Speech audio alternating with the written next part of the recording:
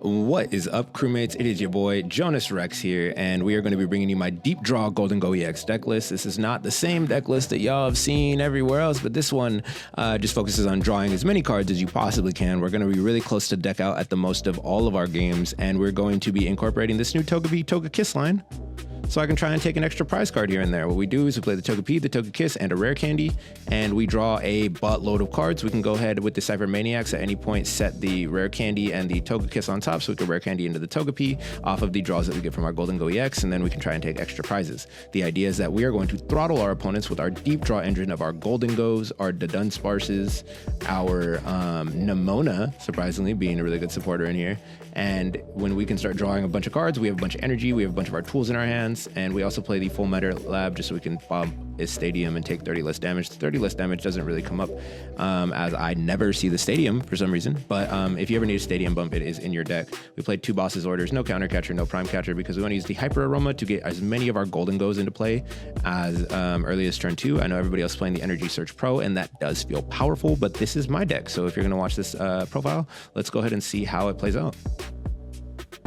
All right, what are we playing against? Okay, cool. We're playing it our Chaladon. The thing is like a mini Charizard EX over here. Okay, playing the Squovit. Interesting. I really like the Squovit B-Barrel line where you just go ahead and stay up. There they go, Squovit B-Barrel plus the Squawkabilly right here on turn 1 and Full Metal Lab. He put it down for me. Look at me out here talking and manifesting things into existence. All right, does that, so he only has to discard the 1 off the Squawkabilly or none if it's a playable card. Okay, the counter catcher can't use it now. Draw 6 new cards. This guy is playing the gas, bro. He's gonna try and throttle me before I could throttle him. I end the turn, please. I hope. Like, damn.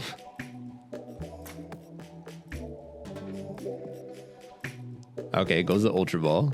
I don't even know what you're gonna get. If I was not playing this deck, every time someone Ultra Balls for something and they don't use it on their first turn, like, that is a misplay in my opinion. You Iono that stuff straight to the bottom of the deck. Slow them down drastically as long as they don't draw another one. Do not Ultra Ball before you're gonna use something. That just feels like a bad play. And you're losing resources too. Another Duraludon. He gets the B-Barrel. Can't use it this turn, but I don't play Iono, so I can't punish him for that. So that's unfortunate.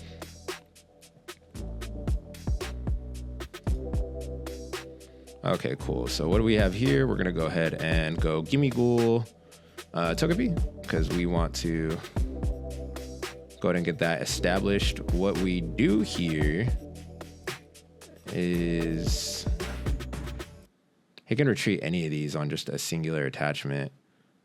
I don't really feel like the boss is all that important. I'm okay with him killing the Gimmighoul. But what I do want is to set up so we can start drawing cards next turn. So I'm gonna go ahead and place the Gholdengo and the Dudunsparce so we can get those kicking. Those are going on top of the deck, and we cannot call for family because that will indeed shuffle our deck, and that's not what we want. So we have our deck stacked. We're gonna just chill. If he goes into our Chaladon, he's killing the Gimmighoul, and we just gotta promote and kill the Archelodon. We have nothing else in the discard pile though in terms of energy, so this superior energy retrieval is pretty dead. At 2, we're only going to be able to do 100, but I have to attach 1, so that's really only 50. So we're hoping that off the 5 cards we draw off the Gimmighoul and the Dudunsparce that we start cooking.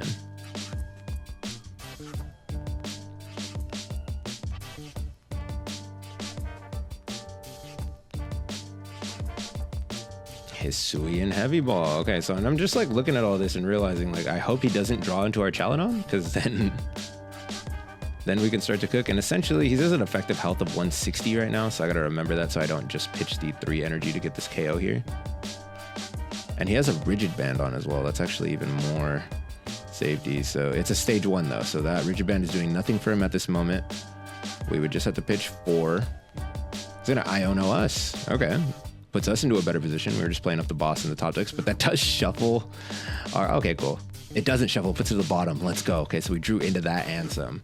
And he does get the Archelodon though. So here he is effectively 360 out. So we would have to pitch a buttload to make some damage happen. And we don't have a buttload in our hand to work with. We're gonna end up with 3, looks like right here, of the Earthen Vessel plus this one, but we're gonna get rid of 1 to attach.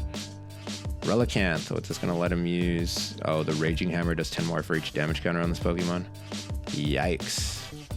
Okay, so we're really looking for a one-hit KO here. During your opponent's next turn, this Pokemon has no weakness. Yikes, bro. Who made this card? All right, so luckily for us, we also benefit from the Full Metal Lab, so we're effectively at 290 right now. It doesn't matter too much at the moment. Let's go ahead and run away and draw. Nice. I'm gonna go ahead and get this down. We're gonna get rid of one of the Buddy Buddy Poppins because we don't need both. Get 2 more energies out of our deck. What does that put us at? That's 200 damage we're looking at. There's not really a way we can generate more damage, so we're just gonna get our Dunsparces back. Next turn I can get 3 more. There's no energies in our discard. I'm gonna attach. He's not KOing this in the one swing, so we're just gonna swing the 140 here because of the 60 health that he was able to protect himself. The 60 damage he was able to protect himself from. God, can't talk. If they are playing the Dialga package, that can be very difficult for us. But he also doesn't have another Duraludon established. So it's going to be a whole turn of setup for him after this one gets KO'd. And that could be very difficult for him as well. I think the bench is clogged with a lot of support, and that kind of sucks right now. So he has a way to get it off the bench. He can swing 140 plus 80, 240, minus 30, so it'd be 210 on us. Or he can swing 220, minus 30, which is 190 on us. And either way we live when we take the KO next turn for sure. We go to Dunsparce, we can retrieve the energies that we use. We just use those again. Hopefully, if we're lucky, we actually establish the Togekiss as well, so we can possibly make this a 3-prize knockout. That would really put the pressure on our opponent. Ionoing us again, and again, I'm fine with that. These 3 cards turning into 6. I like getting more cards, especially when the more cards we draw are cards that all help us draw more cards. So, yeah, we're just a Togekiss away on this turn. So maybe not KOing this was actually better for us, as we're gonna set up to take a gamble at a 3-prize knockout on this turn. We're gonna go down here. We're gonna go right here. Oh, that was not a Dunsparce. I'm silly. Okay, well, yeah, our bench is full now. We're drawing 1 card. Okay, that works. We're gonna draw 2 more cards, and we're just hoping one of these is a Togekiss right here. Oh, it's an Earthen Vessel and a Nemona. Okay, that draws us even more cards. We're taking another gamble, and not the Togekiss, so we're doing fine though. We are gonna be able to take the KO because I'm going to Earthen Vessel. Get rid of this. Go ahead and do 2 more. So he takes 60 less damage, and we have to do 160. So what's 160 plus 60? That's 220. So we got to pitch 5, if I'm not mistaken. Let's go ahead and do that. That's okay with me.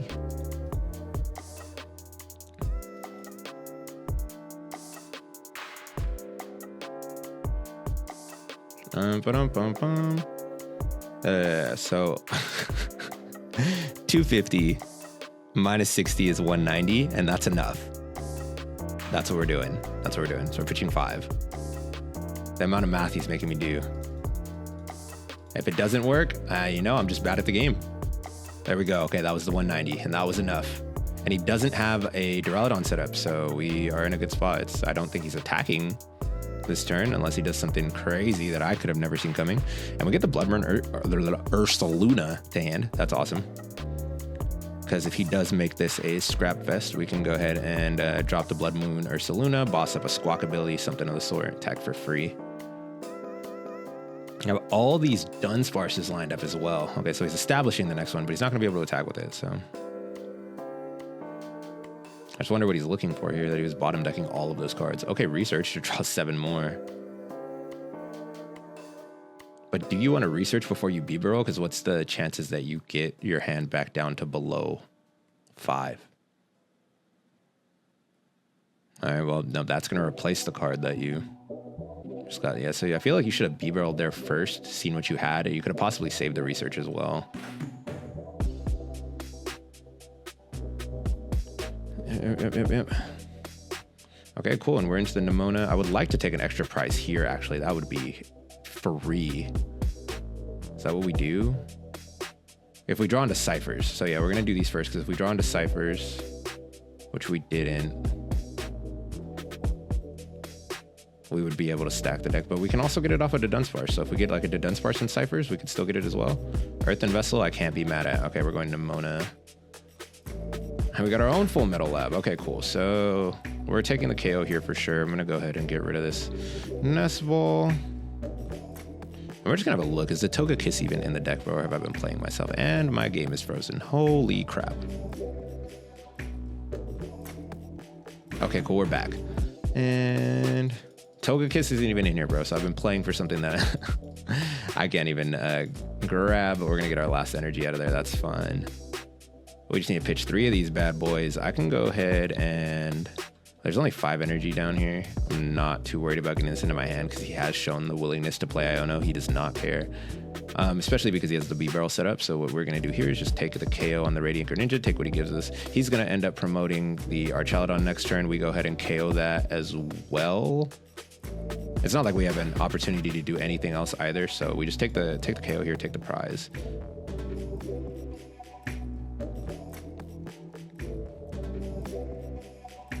And maybe into Togekiss here? The one of?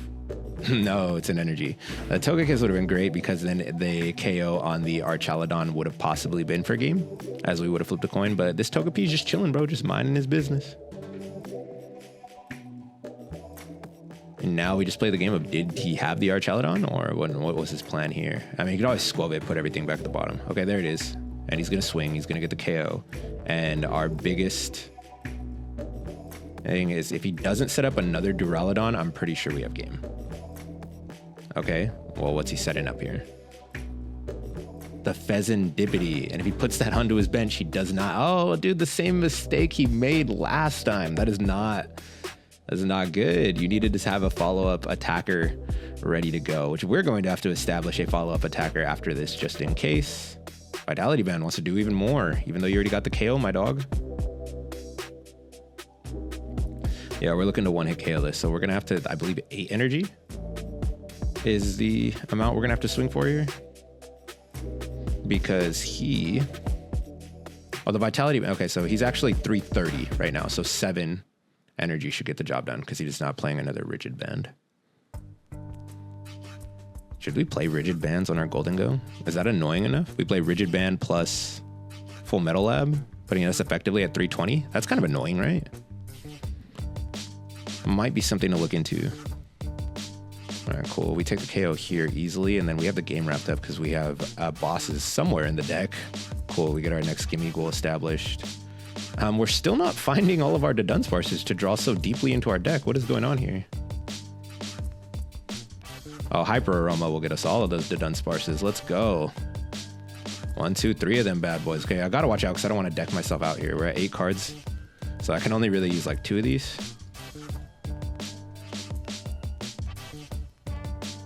Honestly, even the 1 is fine because I just use this. We're gonna go ahead and whatever. We're taking 2 prizes here, so the Togepi's dead. We're not Togepiing this game.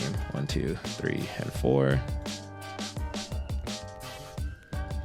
I'm gonna go ahead and there's no more energies in the deck, and we're not gonna replace the Full Metal Lab. So I'll go ahead and get rid of 1, 2, 3, and 4. All right, and we're gonna attach 1. Our goal is to hit 330. I'm just going to bring these down here just in case he has some kind of bench attack that I'm not ready for. We're going to have that ready.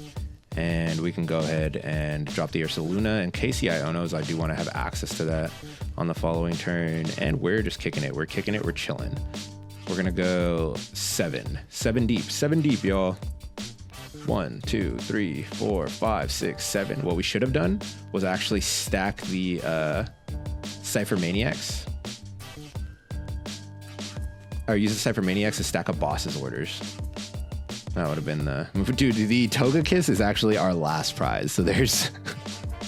we are not going to get to show off the Togekiss. Why would you promote the Pheasantipity? Oh, well, I guess either way, it's a 1 prize KO. So you're really banking on your highest HP Pokemon living. This is why you shouldn't have clogged your bench, bro. I know the Pheasantipity felt good because you wanted to draw more cards, but you needed to establish a second Duraludon there. So you could have attacked multiple turns in a row. All right, you're picking that up. That's cool. You're gonna pick up the rest of your board so I can attack it. Unless the Ursaluna has a maximum belt. Have I seen his ace spec? Do I know what he's playing? Okay, I don't know what ace spec he's playing. Unless the Ursaluna has a maximum belt, this Gholdengo's safe.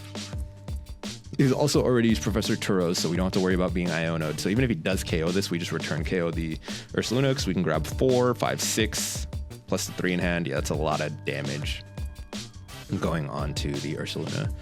And you can't do much here. Okay, you're putting all of those cards back. Let's see what you're cooking. And just for the fun of it, I'm gonna draw out our entire deck. We're getting the whole deck into our hands, baby. Y'all already know how we do here.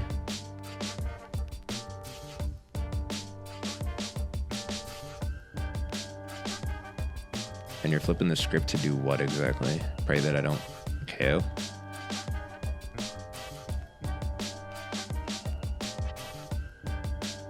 Retreating. Okay, yeah, you're really just giving yourself as much HP as you can, just hoping that I can't get over that. Oh, you could attack. Still not enough to KO. I also had that in my favor as well. Let's go ahead and just draw. We got the boss's orders. So we didn't need to stack the deck, but you know, if I was playing smart, we should have stacked the deck. We're gonna superior, get rid of you and you. 1, 2, 3, 4. I'm gonna superior, getting rid of you and you. 1, 2, 3, 4. Oh, we're swinging big. This is gonna be a big swing. I already have energy on him. Let's go. 550 for the game, big dog.